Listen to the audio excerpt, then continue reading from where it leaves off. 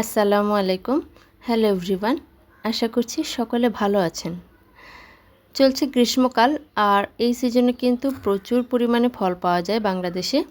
তো এখন চলছে গ্রীষ্মকাল, এখন কিন্তু জামের সিজন। এখন কিন্তু বাজারে প্রচুর পরিমাণে জাম পাওয়া যাচ্ছে। আজকে আমি আপনাদেরকে করে দেখাবো জামের জুস বা শরবত রেসিপি। শরীরের জন্য উপকারী জামের এই শরবত রেসিপিটা কিন্তু খেতে অনেক দারুণ হয়। আমি বলবো আপনারা একবার হলেও এই রেসিপিটা ফলো করে বাসায় একবার তৈরি করে দেখবেন। দেখবেন ইউনিক ধরনের একটা জুস খাচ্ছেন। বাচ্চারাও অনেক বেশি পছন্দ করবে। এছাড়া বাড়ির বয়স্করাও এটাও খেতে অনেক বেশি পছন্দ করবে। সারাদিনের কর্মব্যস্ততা শেষে এই পাকা জামের এক গ্লাস শরবত আপনার শরীরে কিন্তু প্রশান্তি এনে দিবে, শরীরকে চাঙ্গা করে তুলবে।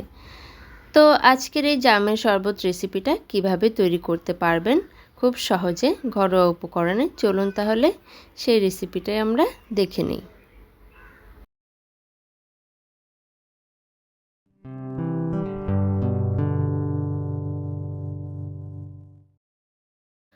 জামের শরবত তৈরি করার জন্য আমি এখানে নিয়ে নিয়েছি পাকা জাম। এগুলো আমি বাজার থেকে কিনে নিয়ে এসেছি। এগুলোকে আমি লবণ পানিতে প্রায় আধা ঘন্টার মতো ভিজিয়ে রেখেছিলাম। আধা ঘন্টা ভিজিয়ে রাখার পর আমি ভালোভাবে নর্মাল পরিষ্কার পানি দিয়ে এগুলোকে ধুয়ে নিয়েছি। এখন আমি এই জামগুলো থেকে এর বিচিটাকে আলাদা করে দেব এবং শুধু মাংসল অংশটুকু নেব জামের শরবতটা তৈরি করার জন্য। আপনারা চাইলে ছুরির সাহায্যেও এই অংশটা করে নিতে পারেন, তবে আমি আজকে হাতের সাহায্যে এই অংশটা করব। এভাবে আমি হাত দিয়ে চেপ দিলে দেখবেন জামের যে ভিতরে বীজটা রয়েছে সেটা আলাদা হয়ে যাচ্ছে আর মাংসল অংশটা আলাদা থেকে যাচ্ছে। তো শরবত বানানোর জন্য আমাদের মাংসল অংশটাই প্রয়োজন হবে। সেগুলোকে আমি আলাদা একটা বাটিতে নিয়ে নেব।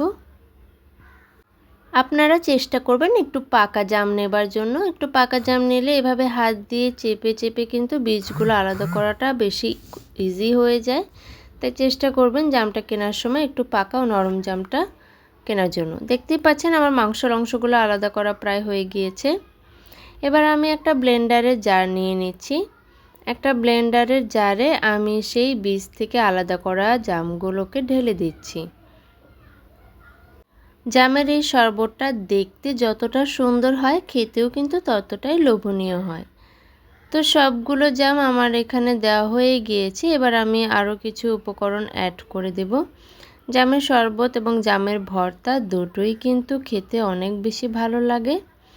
আর এখন এই সিজনে প্রচুর পরিমাণে জাম পাওয়া যাচ্ছে।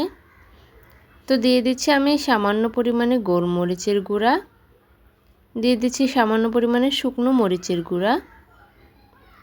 এরপর আমি দিয়ে দিচ্ছি সামান্য পরিমাণে বিট লবণ। এরপর আমি দিয়ে দিচ্ছি স্বাদ মতো চিনি। যেহেতু আমি একটু ঝাল ঝাল টক টক খেতে পছন্দ করি, তাই চিনির পরিমাণটা খুবই অল্প দিয়েছি। আপনারা চাইলে বেশি করে দিতে পারেন। এবার আমি দিয়ে দিচ্ছি ঠান্ডা 1 গ্লাস পানি। আপনারা চাইলে নর্মাল পানি দিয়েও ভর্তাটা তৈরি করে নিতে পারেন। এবার ব্লেন্ডার করার পালা। ফিরে আসলাম জামগুলোকে ব্লেন্ডার করে। দেখতে পাচ্ছেন শরবতটা কতটা সুন্দর হয়েছে। এর কালারটা কিন্তু অনেক বেশি সুন্দর এসেছে। এবার ডেকোরেশনের জন্য আমি এখানে একটা পাত্রে দিয়ে দিচ্ছি 1 চামচের মতো চিনি আর দিয়ে দিচ্ছি হাফ চামচের মতো মরিচের গুঁড়া। এখন চিনি ও মরিচের গুঁড়ার মিশ্রণটাকে আমি ভালোভাবে মিক্সড করে নেব। এটা দিয়ে কিন্তু আমি শরবতের জারটাকে একটু ডেকোরেশন করে নেব, সেজন্য এটা করছি। এটা হয়ে গিয়েছে। এখন আমি যে পাত্রে শরবতটা ঢালবো সে পাত্রের উপরের অংশে লেবু দিয়ে এভাবে ঘষে নিয়েছি। এরপর আমি এটাকে চিনি ও মরিচের মিশ্রণে গড়িয়ে নিচ্ছি। তাহলে কিন্তু এর উপরের অংশে সুন্দর একটা ডেকোরেশন হয়ে যাবে। দেখতে পাচ্ছেন কতটা সুন্দরভাবে আমি একটি কাপ করে নিয়েছি। একইভাবে আমি আরও একটি কাপ এভাবে তৈরি করে নিচ্ছি। আপনারা চিনির পরিবর্তে চাইলে এখানে লবণ দিয়েও এই মিশ্রণটি তৈরি করে নিতে পারেন। তবে যেহেতু আমি বাচ্চাদের জন্য তৈরি করছি, বাচ্চারাও খাবে, তাই একটু ঝাল বা লবণটা কম দিয়ে তৈরি করার চেষ্টা করছি।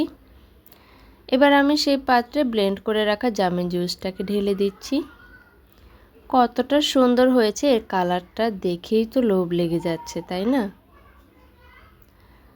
দেখুন কতটা সুন্দর হয়েছে। আর এর ঘনত্বটা আমি অনেক বেশি ঘনত্ব রেখেছি, গাঢ় রেখেছি, বেশি পানি দিইনি, কারণ এটা কিন্তু এরকম গাঢ় খেতেই ভালো লাগে।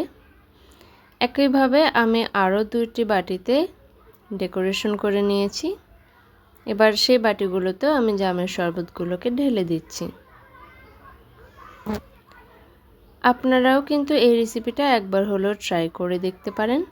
আর রেসিপিটা ট্রাই করে কেমন লাগে আমাকে সেটা কমেন্ট করে অবশ্যই জানাতে পারেন। আপনারা কিন্তু চাইলে একটু বেশি পানি দিয়ে ব্লেন্ড করে এরপর এটাকে ছেঁকে নিতে পারেন। তবে আমার কাছে এটি এভাবেই খেতে ভালো লাগে বিধায় আমি একটু গাঢ় করে ব্লেন্ড করেছি, পানি কম দিয়েছি এবং ছাঁকিনি। তো আপনারা আপনাদের ইচ্ছে মতো চাইলে ব্লেন্ড করে ছেঁকেও খেতে পারেন, চাইলে ব্লেন্ড করে সেভাবেই খেতে পারেন, যেভাবে আপনাদের খেতে স্বাদ লাগে। তৈরি হয়ে গিয়েছে ঠান্ডা ঠান্ডা জামের জুস বা জামের শরবত। জাম হচ্ছে একটা সিজনারি ফল, আর এটা এই গরমে কিন্তু শরীরের জন্য অনেক উপকারী। কেমন লাগলো আজকের রেসিপি অবশ্যই কমেন্ট করে জানাবেন। সবাই ভালো থাকবেন, সুস্থ থাকবেন, আমার চ্যানেলের পাশেই থাকবেন। আল্লাহ হাফেজ।